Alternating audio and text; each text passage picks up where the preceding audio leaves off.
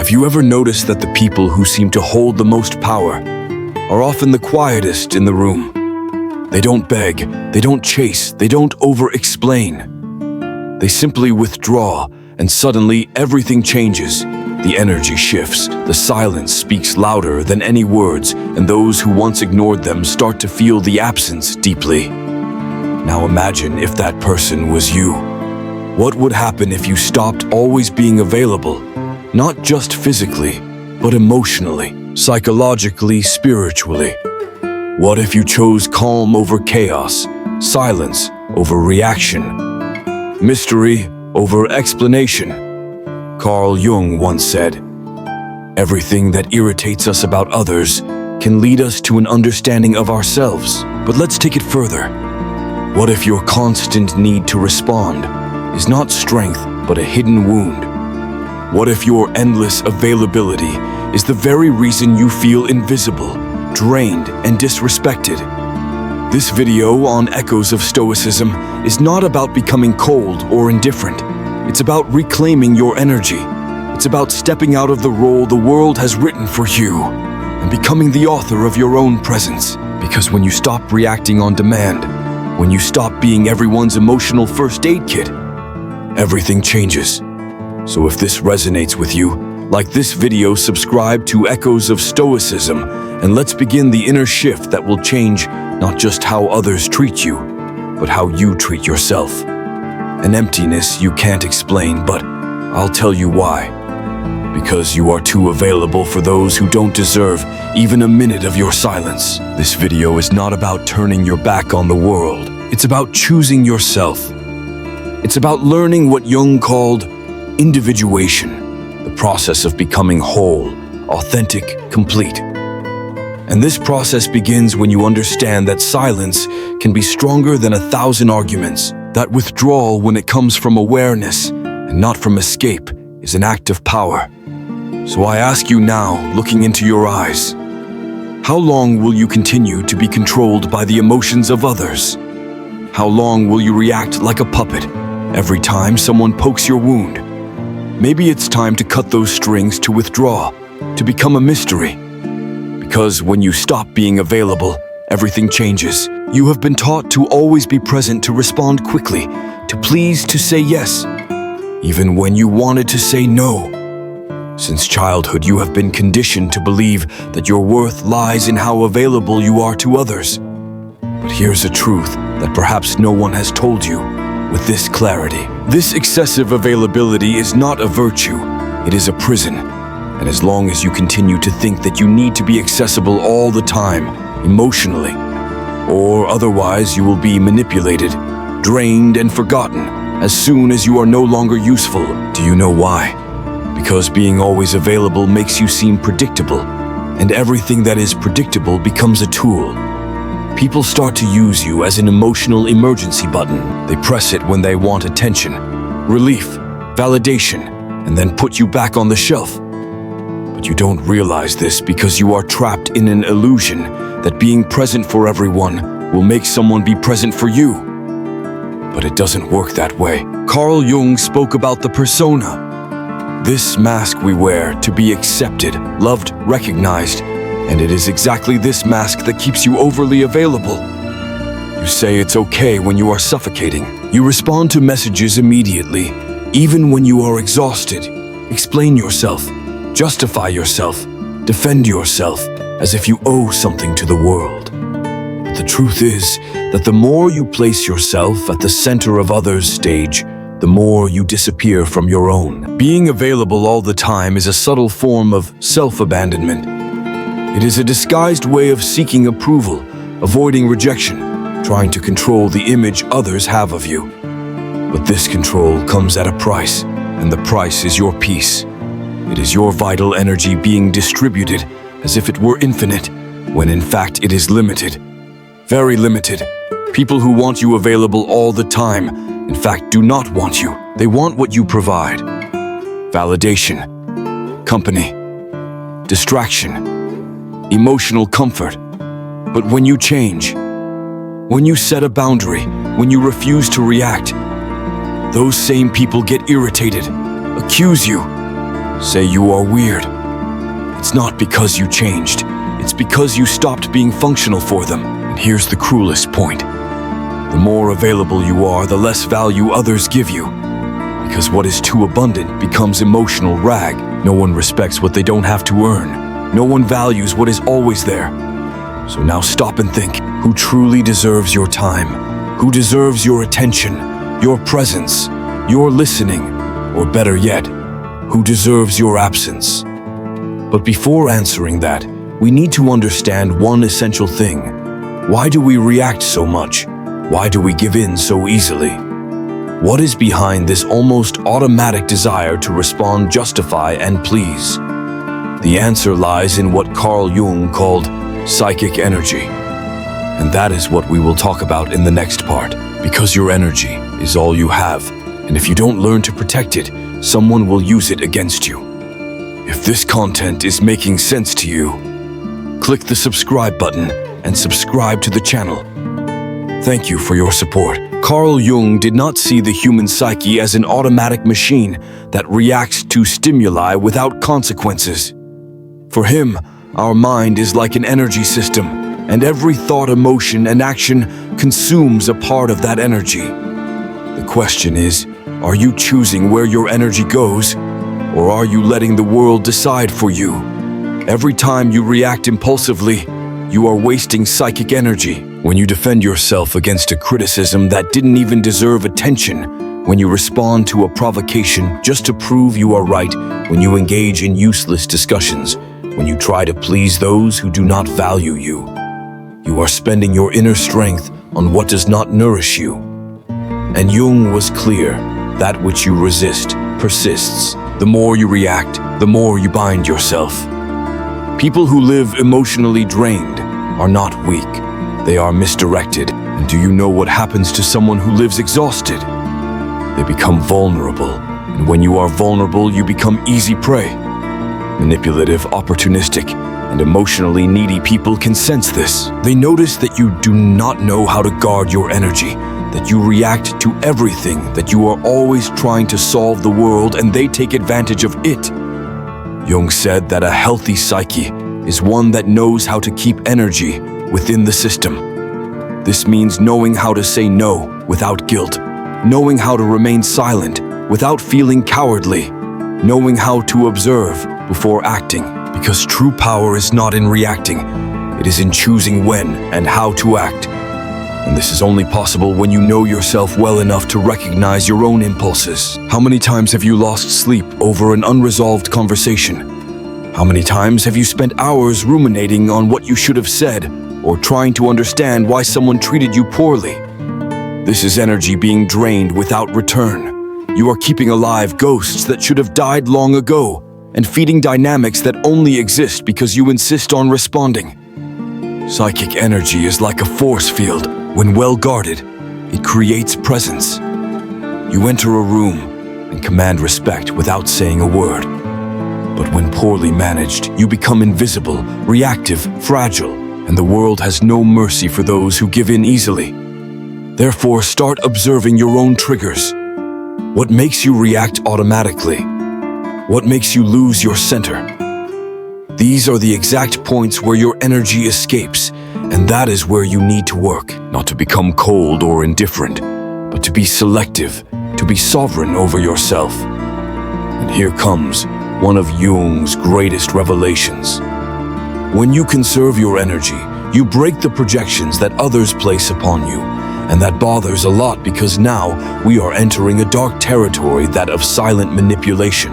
In the next part, we will explore how opportunistic people feed off your energy and why your unavailability completely disarms these games. Get ready to look into the eyes of those who have always drained you without you realizing it. You think you are in control. You believe your reactions are conscious choices, but the truth is darker. Most of your emotional responses are programmed, and those who understand this manipulate you easily. Opportunistic people don't need to raise their voices, threaten, or force situations. They just trigger the buttons you've left exposed, and you react always. Carl Jung called this projection the psychological mechanism through which people project onto others what they cannot see in themselves. But there is another side to this phenomenon that few notice. While others project onto you, you also become the receptacle for these images. And the more emotionally available you are, the more you become a blank canvas for these projections. You know that friend who only reaches out when they are in crisis. That partner who always needs you to save the day. That person who praises you, but only as long as you are useful to them. None of this is by chance. They are not relating to you. They are relating to the idea of you, to the role you agree to play. And why do you agree? Because you are afraid of disappointing, afraid of not being loved, afraid of being abandoned. The most effective manipulation doesn't happen in shouting. It happens in the silence of guilt. When you feel that you owe something to the other, when you believe you need to be available, need to help, need to understand even when it destroys you inside. And here is the central point. The manipulator doesn't need to control you. They just need you to keep reacting the same way. But when you stop reacting, the game breaks. When you start saying no, responding with silence, withdrawing, instead of explaining yourself, the projections begin to crumble. The mask they put on you falls, and this leaves people unsettled because they no longer know who you are. And worse now, they are forced to look at themselves, and not everyone is prepared for that. Your unavailability is a threat because it forces others to confront their own emptiness. The silence you offer reveals the internal noise they don't want to hear. And then comes the attack, the criticism, the emotional drama. Not because you are wrong, but because you stopped serving as a convenient mirror. Jung said we do not become enlightened by imagining figures of light, but by making the darkness conscious.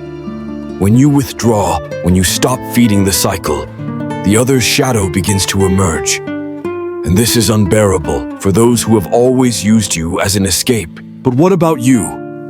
Are you ready to deal with the discomfort of being misunderstood, rejected, or even attacked for protecting yourself? Are you ready to endure the silence that comes after the rupture? Because it is precisely in that silence that a new kind of power is born. And that is what we will talk about now. In the next part, you will understand why silence can be the most devastating weapon of the human psyche, and how it completely changes the dynamic between you and the world. The modern world is noisy. Everyone wants to be heard, wants to respond quickly, wants to win pointless debates and prove their point, even if it costs them their own peace. But there is a power that few know, and even fewer master the power of silence. Not the silence of passivity or cowardice, but conscious, strategic, brutally lucid silence. The kind of silence that is not absence, but amplified presence. Carl Jung saw silence not as a void, but as a fertile ground for inner transformation. When you stop reacting, you begin to observe. And by observing, you see patterns that previously went unnoticed. Emotional repetitions, manipulation games, cycles of self-sabotage. Silence allows for lucidity, and lucidity is dangerous for those who live to control you. Have you noticed how some people panic when you don't respond? When you don't explain yourself, when you simply disappear? It's not because they miss you. It's because your silence takes away their narrative control. While you speak, you are still in the game. But when you are silent, you change the rules, and that unbalances anyone who thrives on your reaction. True silence is not the absence of voice. It is mastery over one's own energy. It is the refusal to be dragged down by someone else's emotions. It is the conscious choice not to engage in battles that are not worth your wear. Jung said that individuation, the process of becoming who you truly are, requires this distancing. Because only in silence can you listen to yourself without the interference of the world. But don't be fooled. Silence has a price. It will distance you from people who only valued you for the role you played. It will make you incomprehensible to those who only saw you through their own projections. It will make you seem cold, distant, arrogant. But all of this is a reaction from those who never wanted to deal with your depth. only with your utility. And here is the hard truth. Have you ever walked away from a conversation after saying everything you could and still felt like you lost? Not because your words weren't clear, but because they didn't land. Because somehow, despite all your effort, you left feeling smaller, not stronger. Maybe you've been surrounded by voices that dominate the room, loud, arrogant, always needing to prove something. And maybe for a long time you believed that silence meant weakness, that not reacting meant defeat, that holding your tongue meant surrender. But what if I told you, you were wrong? Here at Echoes of Stoicism, we challenge the noise. And today, inspired by one of the most misinterpreted minds in history, Friedrich Nietzsche, we're going to show you something no one taught you. That true power doesn't come from what you say, it comes from what you withhold. That silence, when mastered, isn't submission, it's strategy, it's presence, it's dominance, without a word. This video is for those who are tired of being talked over, dismissed, or misunderstood. It's for those who tried to keep the peace, but lost themselves in the process. If that's you, you're in the right place. So before we begin this journey into Nietzsche's philosophy of quiet power, like this video, subscribe to Echoes of Stoicism and prepare to see silence in a way you never have before. Not as a lack of response, but as the final word. Let's begin. Why do we feel such a need to respond? To rebut, to correct, to prove that we are right? Because deep down, we have been conditioned to believe that the truth must be defended tooth and nail, that if we remain silent, we are allowing others to win. But Nietzsche saw this as a symptom of our deepest weakness, the fear of appearing weak. And behind this fear lies the ego, a fragile ego that cannot stand being questioned, that confuses disagreement with attack, and that turns any conversation into a battlefield. Nietzsche said that most people do not seek the truth. When they argue, they seek power. They seek to reaffirm their beliefs, not because they are solid, but because if they are shaken, everything crumbles. Argumentation in this sense is not a tool of wisdom. It is a defensive armor, a desperate cry from the ego to maintain control of the narrative. And what does this mean? That when you feel compelled to justify yourself to prove your point, you have already entered their game and lost, because the simple need to justify your position shows that you are still trapped in the desire to be accepted, validated, understood.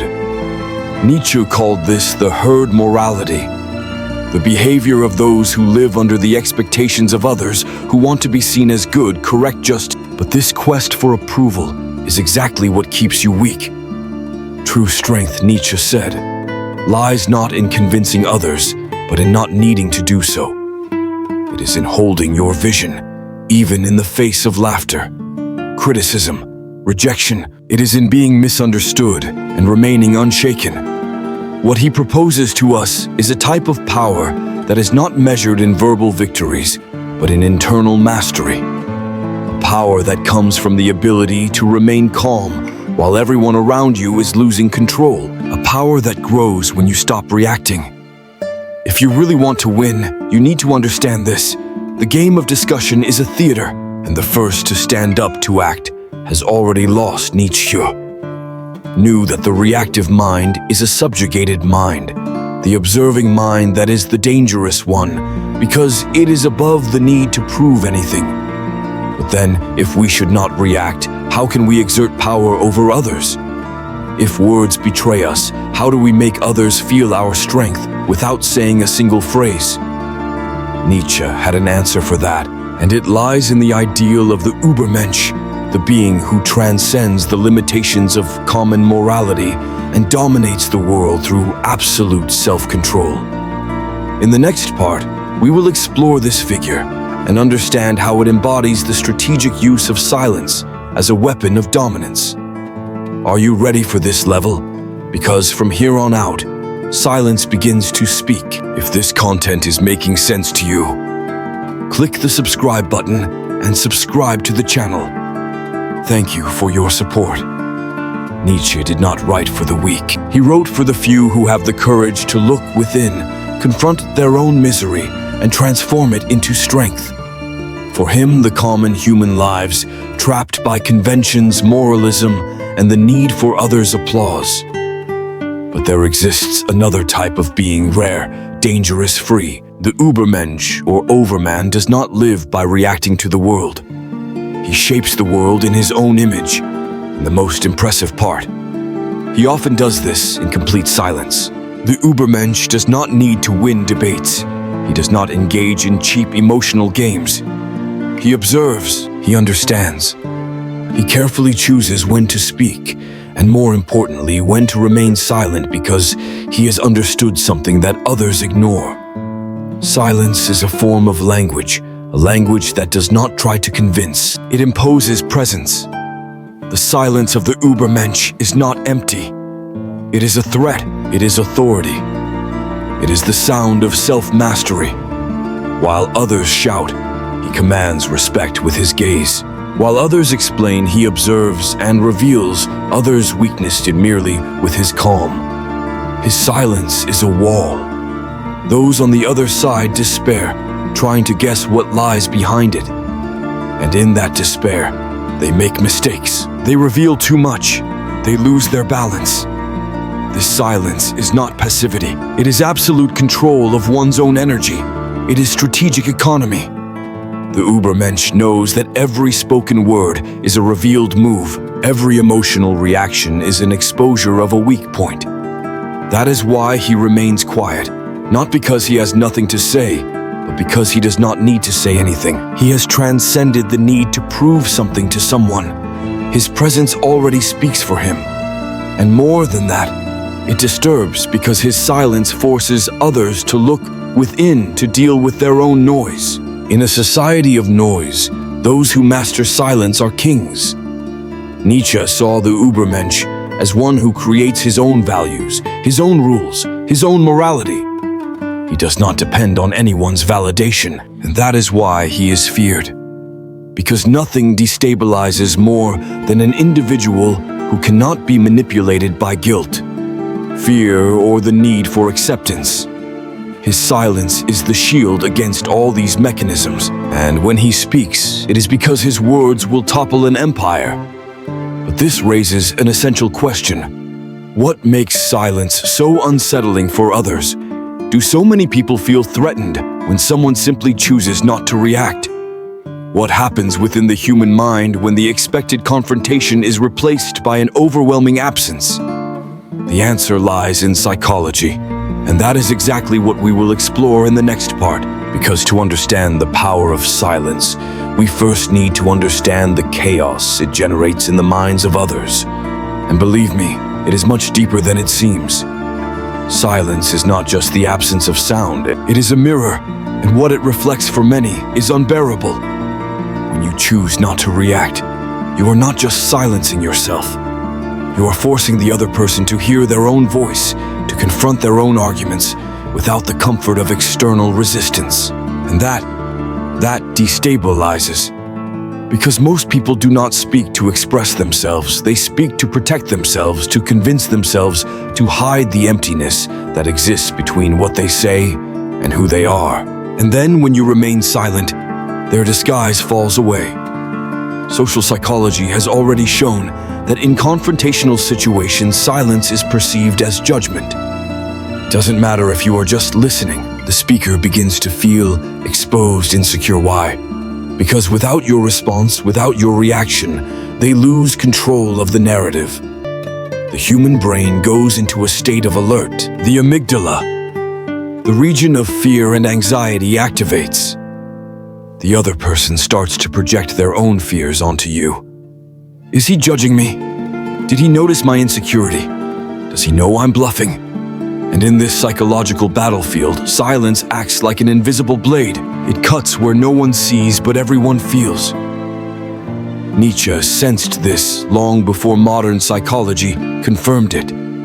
For him, the average person lives as a slave to their reactions. They act on impulse, react out of vanity, speak out of fear of being forgotten. The superior spirit, the one who masters themselves, remains silent because they know that every word given is a piece handed to the enemy. Every emotional reaction is an involuntary scream that reveals where to attack. Moreover, silence has a devastating effect on manipulators. People who thrive on the emotional control of others depend on their reactions to stay in the game. When you do not react, you break the cycle, and the manipulator panics. They need your response to validate their own position. Without it, they lose themselves. They reveal themselves. They show the weakness they have tried so hard to hide. But there is something even deeper. Silence also triggers unresolved pains. It activates traumas of rejection, abandonment, humiliation, because suddenly the other person realizes they are not at the center, that their words are not enough, that their presence does not make an impact, and this is intolerable for the narcissistic ego. That is why when you remain silent, you are not just defending yourself. You are attacking where it hurts the most, at the center of the illusion. This is why silence requires strength. It is uncomfortable, not just for others, but for you as well, because it goes against everything that has been taught, against the impulse to react, to justify oneself, to explain oneself. But it is precisely for this reason that it is powerful, because it demands mastery, and mastery is true power. Now that you understand how silence operates in the mind of the other, how it activates insecurities, breaks down defenses, and unmasks postures, it is time to go further, to stop being just an observer and become someone who uses this strength intentionally, strategically. In the next part, you will discover exactly how to transform silence into a conscious weapon, how to win any argument without saying a single word. And when you learn to do this, no one will be able to control you anymore. The time has come to stop merely understanding the power of silence and start using it, because the knowledge without practice is just dead theory. From now on, you will learn to transform your silence into a precision weapon, no longer as a defensive shield, but as a sharp blade ready to cut through others' masks at the exact moment they least expect it. And the first step is simple, yet brutal. Be silent when your will screams for a response.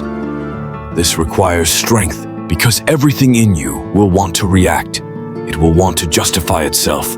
It will want to prove that it is right, but that desire is poison. Every time you give into it, you reveal that you are still under the control of others, that you still care about what they think, that you are still playing their game. True silence is born only when you kill that need, when you understand that you owe nothing to anyone, that the truth does not need to be spoken to exist. The second weapon of silence is observation. While others talk, get lost in explanations and try to fill the void with words. You listen, but you don't listen as someone waiting for their turn to speak. You listen like a hunter listens to the footsteps of prey in the forest. You perceive the fears hidden between the lines, the subtle contradictions, the insecurities disguised as arrogance. And you store all of this, because when you speak, if you speak, it will be surgical. It will be with the precision of someone who masters the emotional territory of the other. The third weapon: time. Learn to let silence last. The pause is an element of tension, and tension is power. While the other person speaks, waiting for your reaction, and it doesn't come, they experience an internal collapse. The discomfort grows. Their mind begins to fill the void with assumptions, fears, paranoia. A simple look from you accompanied by silence can have more impact than 10 well-formulated sentences. The fourth weapon: unpredictability. When you master silence, you become unpredictable, and the unpredictable is always feared because people don't know what to expect from you. And when they don't know what to expect, they lose the advantage. They become cautious. They start measuring every word. You invert the logic of interaction. From reactive, you become the gravitational center of the conversation. At this point, silence is not absence, it is pure dominance. But be careful. Do not confuse silence with passivity. Nietzsche was never an advocate of weakness. The The silence we are talking about here is active, tense, charged with intention. You are not withholding, you are preparing. Choosing positioning yourself with a kind of strength that doesn't need to be displayed to be felt. And when the right moment comes, the moment when silence has already said everything it needed to, you can speak. A single sentence, a precise comment. Something that ends the discussion, not because it was louder, but because it was truer, deeper, more undeniable. But this brings us to an even more delicate issue, because up to this point we have talked about how to use silence to win. But there are moments when the game is not just about winning, it's about emotionally surviving. There are situations where people are not just debating with you, they are using you, manipulating you, draining you, and you, without realizing it, are giving away your power every day. You are being dominated without a single word needing to be spoken. And that's where the point of this journey comes in. When silence is no longer strategy, but a silent scream from someone who has lost control of their own life. In the next part, we will expose this truth. Show how you may be being used and not even realize it. Because while you think you are avoiding conflicts, someone may be building an empire on your silence. And Nietzsche already knew that. Is there anything more perverse than being silenced? It is being conditioned to think that silence is your only option. That swallowing your anger, conceding in discussions, avoiding conflict at all costs is synonymous with maturity. That remaining silent is a sign of balance. But what if I told you that this could be a trap? That many times, this type of silence is not wisdom, it is disguised submission. Nietzsche saw this with brutal clarity. What you call peace is often just your domesticated surrender. Have you noticed how some people take advantage of your calmness, your ability to listen to, overlook, to avoid confrontation? They push their ideas, impose their wills, occupy spaces that were yours, and you let them. You convince yourself that it's not worth fighting, that it's better to maintain harmony, that it's not that big of a deal. But the truth is one. You are paying a very high price for this false peace. And the worst part, you are being used by those who understand that you will never react. Nietzsche spoke of the morality of slaves, that value system constructed by the weak to survive in a world dominated by the strong. It is the morality of resignation, of guilt, of being nice. An invisible code that teaches you to nullify yourself, to diminish yourself, to conform, and still feel virtuous for it. But Nietzsche did not write for those who resign themselves. He wrote for those who dare to break these chains, for those who realize they are being used and decide to stop participating in their own submission.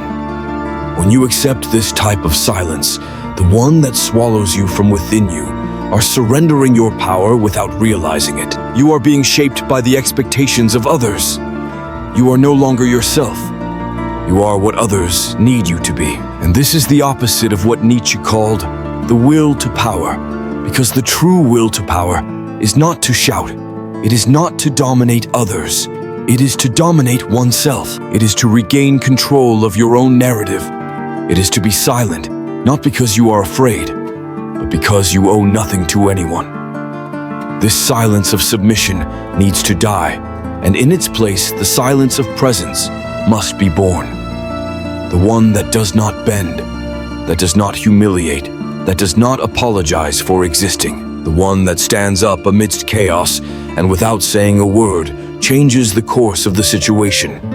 This is the silence that Nietzsche would respect, the silence of the individual who has become the master of themselves. But how to reach this level? How to move from being manipulated to being the master of your own presence? How to kill the herd morality within you and be reborn as someone who imposes authority, even when silent? The answer lies in the most powerful figure of Nietzsche. As philosophy, the Übermensch, we have already talked about him. Now it is time to understand how to become one. In the next and final chapter, you will discover what it takes to embody this new type of human being. Because the world does not need more talkers. It needs those who master silence and reign with it. We have reached the final point, and now I need you to understand one thing with all the clarity possible. Silence is not absence. It is not emptiness. It is not a space between sentences. True silence is pure presence. It is mastery. It is the sign that you are no longer reacting to the world. You are shaping it with your mere existence. Nietzsche never wrote for those who are content to survive. He wrote for those who want to transcend. For those who are willing to tear off the masks that society imposed, even if it hurts. The silence of the Übermensch is not the silence of the oppressed, nor of the coward. It is the silence of the warrior who has already won even before the battle begins.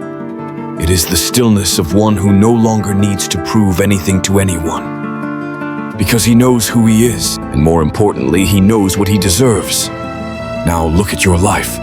How many times have you remained silent out of fear, out of guilt, out of not wanting to disturb?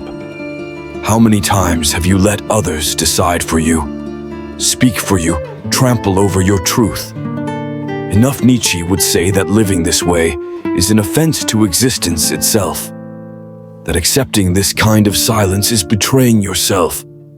From today on, your silence needs to change its tone. It needs to stop being an escape and become an invisible shout of authority, a boundary, an affirmation of who you are, even if no one understands. Because who you are does not need to be understood. It needs to be lived, and that requires courage. Do you have that courage? Then comment below. I choose the silence that commands respect, not just so. I know you made it this far, but so you can publicly affirm this choice, this commitment to yourself, because words have power, even when they speak about silence. And don't stop here. The next video is essential. It will expand what you learned here and take your mind even further. Watch it not for me, but because you deserve to go beyond. And remember the weak shout, the strong remain silent, the wise choose when.